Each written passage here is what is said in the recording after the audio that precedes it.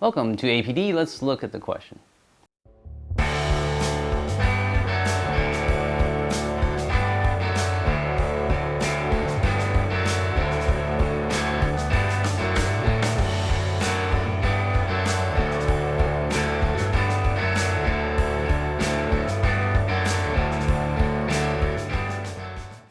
This question is about the law in Deuteronomy 22, 28 through 29, which says, if a man meets a virgin who is not betrothed, and seizes her and lies with her, and they are found, then the man who lay with her shall give to the father of the young woman 50 shekels of silver, and she shall be his wife, because he has violated her. He may not divorce her all his days.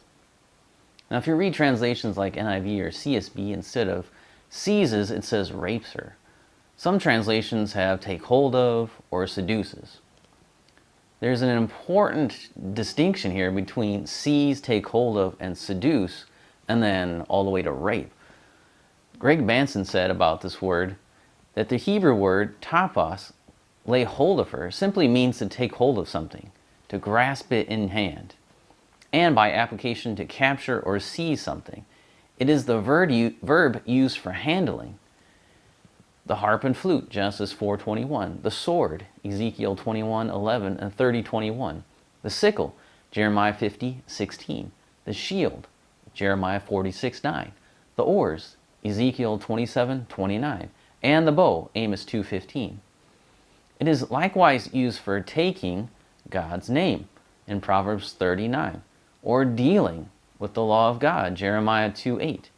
Joseph's garment was grasped in Genesis 39:12, and see also 1 Kings 11:30. Even as Moses took the 2 tablets of the law, Deuteronomy 9:17. The Hebrew verb to handle, grasp, capture does not in itself indicate anything about the use of force. End quote.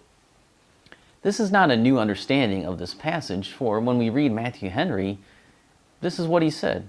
If he and the damsel did consent, he should be bound to marry her, and never to divorce her, how much soever she was below him, and how unpleasing soever she might afterwards be to him.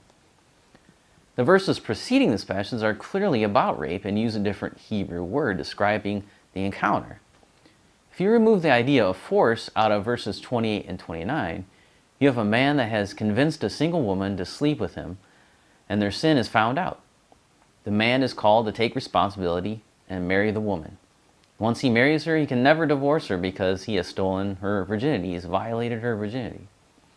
This was John Calvin's view, for he said, the remedy is that he who has corrupted the girl should be compelled to marry her, and also to give her a dowry for his own property, lest if she afterwards cast her off, she should go away from her bed penniless.